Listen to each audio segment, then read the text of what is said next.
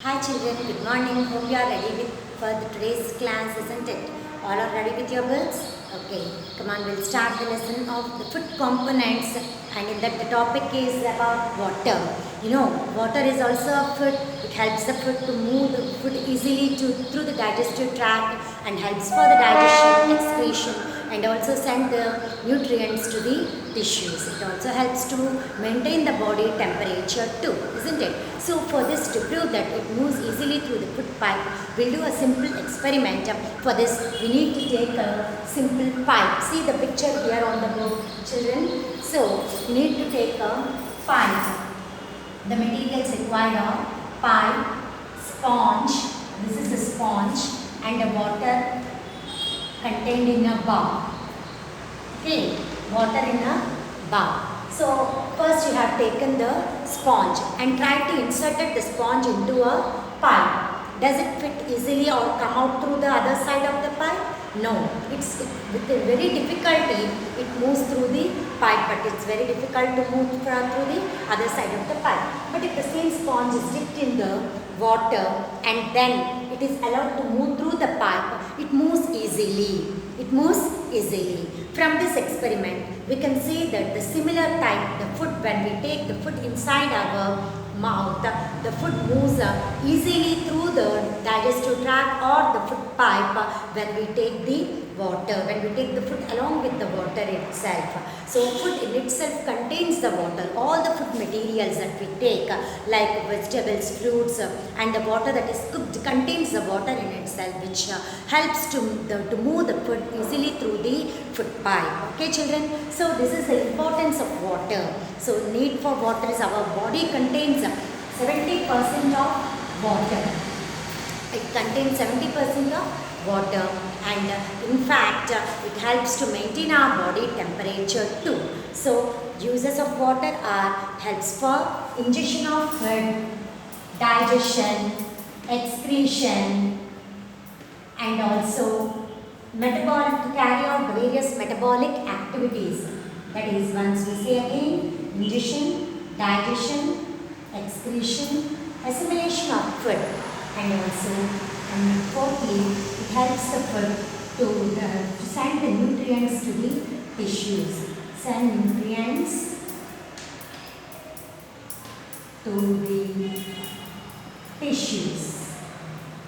Okay, and also helps to maintain the body temperature. Helps to maintain body temperature. In easy manner, you can keep it in mind about the uses of water for our body.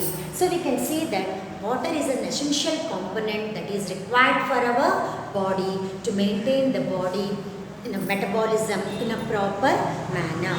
So hope you have understood about the water, children. Now we'll talk about the roughages or fibers. Up to now we have discussed about carbohydrates, proteins, fats, vitamins and minerals, and water. Now we'll do about the fibers. Okay children, what are fibers? Fibers are also carbohydrates. They are a kind of carbohydrates, but they do not digest in our body, but they help the food to digest. What are fibers? Fibers are they are also the carbohydrates. They are a kind of carbohydrates. Fibers are also a kind of carbohydrates. What are they? They are a kind of carbohydrates. You know it, all the cereals, whole cereals, pulses, tubers, they contain the fiber in them, isn't it? So carbohydrates, isn't it? So whole cereals, tubers, they also contain the fiber. Fiber in Telugu we called as speech padartham. It helps the food to move, that is to digest well. It doesn't digest directly. They do not digest in our body. They do not digest. In fact, all leafy vegetables, beans, peas, so they contain the beans especially, and leafy vegetables, they contain the fiber in them. Tubers also, they contain the fiber in them. They do not digest, but they help the food to digest. They help the food that we take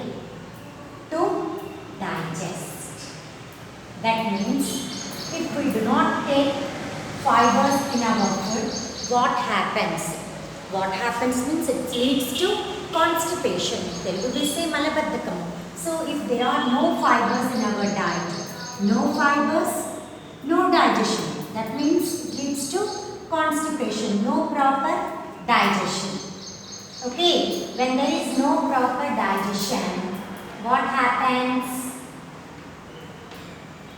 What happens, children? When there is no proper digestion, it leads to constipation.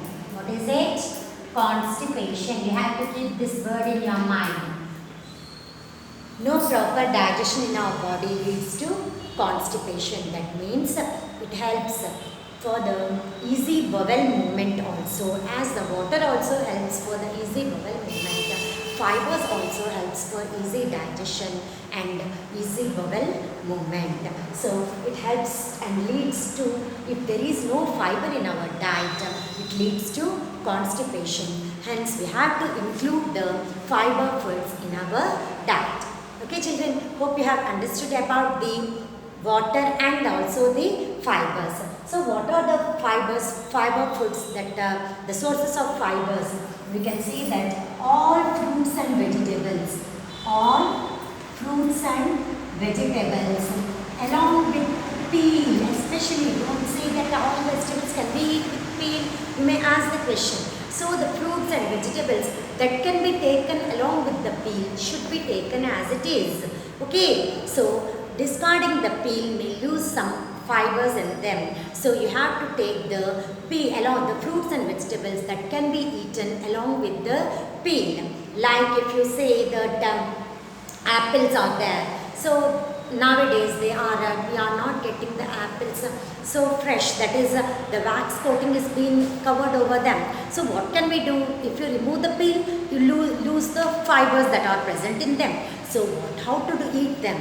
You have to clean them with the boiled water, so that the wax that will be that gets the wax, it happens to be the wax gets melts easily. Okay children, so the fruits over the, like such apples, are being washed in the boiled water, and also they can be cleaned and then eaten along with the peel. So we should not discard the peel.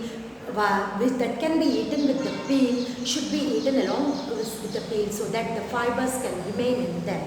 Also the green leafy vegetables, whole grains should be taken, whole grains, cereals, whole cereals should be taken. They also contain the fiber in them.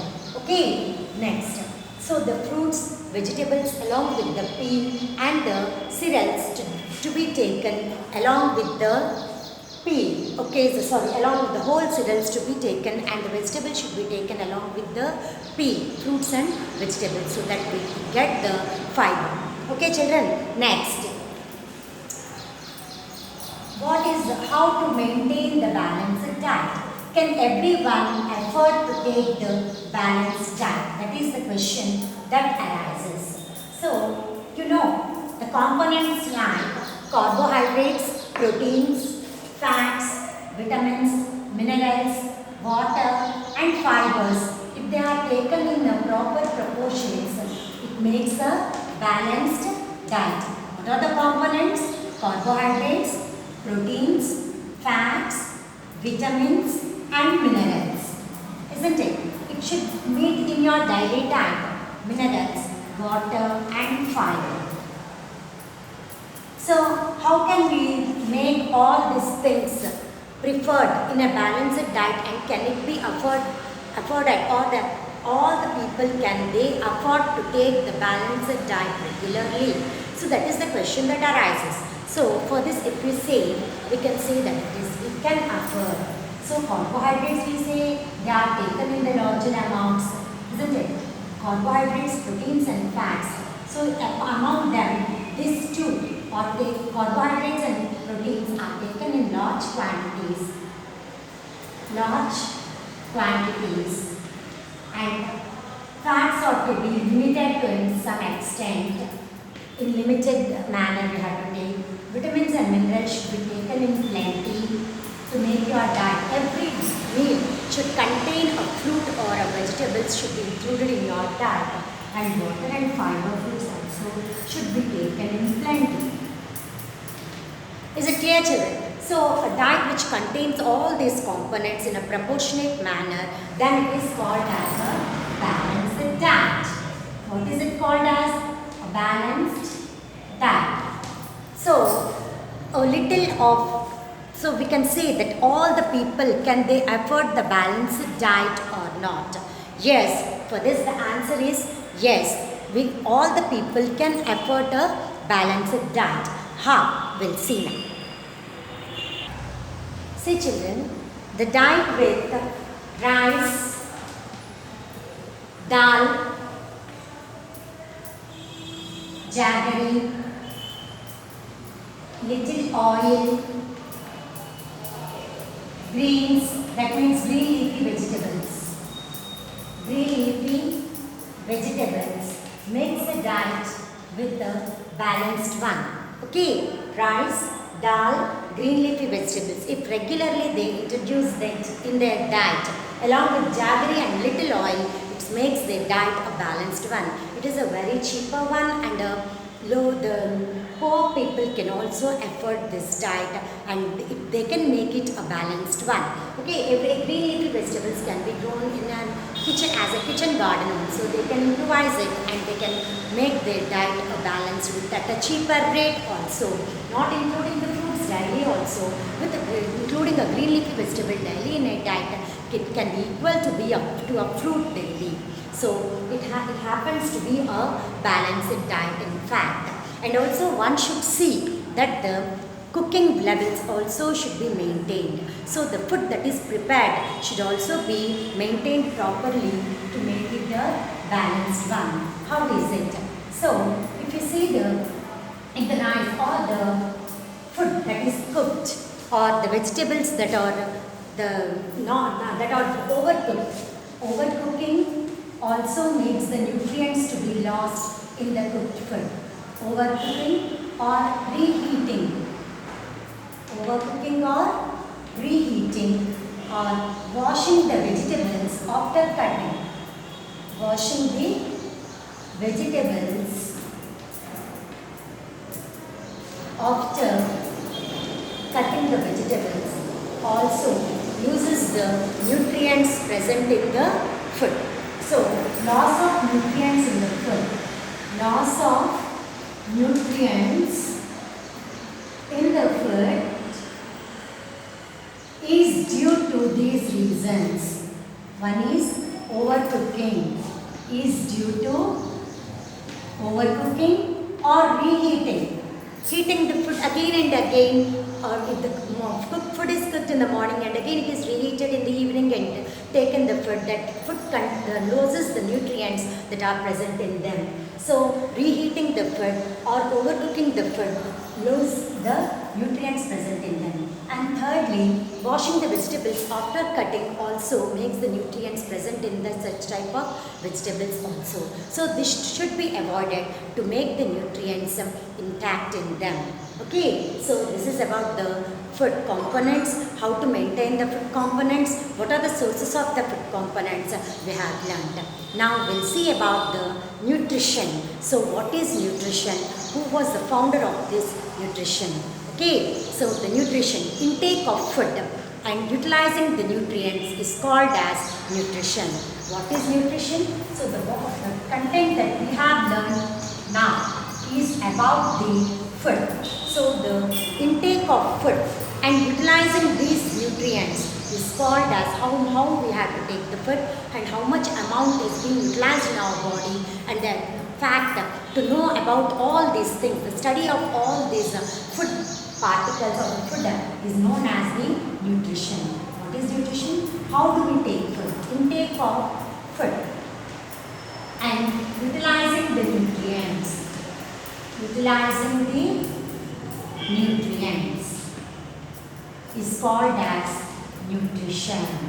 Hope you have understood about this. The founder of the nutrition was he was called Lavoisier. He was a Frenchman, Lavoisier. Okay children, now we'll see about the two scientists, Lavoisier and James Lind. So then you write this topic in your notes. See here children, until 170 years ago, there was a very little knowledge about the nutrition in the West. Later, the Frenchman Lavoisier in the year, his life period between 1743 to 1793. He was known as the founder of modern science of nutrition. Next, James Lind. His period was in 1752. He discovered that the fruits and vegetables, eating fresh fruits and vegetables could cure the disease scurvy. You know, it is caused due to the deficiency of vitamin C. So he discovered scurvy, which was a disease that was cured by eating fresh fruits and vegetables. So in fact, until 19th century, we do not know that this carbohydrate could have known about the nutrients completely, and in 19th century the perfect knowledge of the nutrition and that carbohydrates, proteins and fats were the body, these substances, namely our body contains these nutrients, mainly the carbohydrates, proteins and fats for supply of the energy. Okay, so this is about the nutrition and food components. So until the 19th century, we do not know that the body contains all these nutrients like carbohydrates, proteins and fats that we get only from the food. Okay, so we get these nutrients from the food. What are they? They are macro components or the macronutrients like carbohydrates, proteins and fats. So we should take a healthy and good food, avoid junk foods which are dangerous to health and that give damage to the digestive system. Okay children?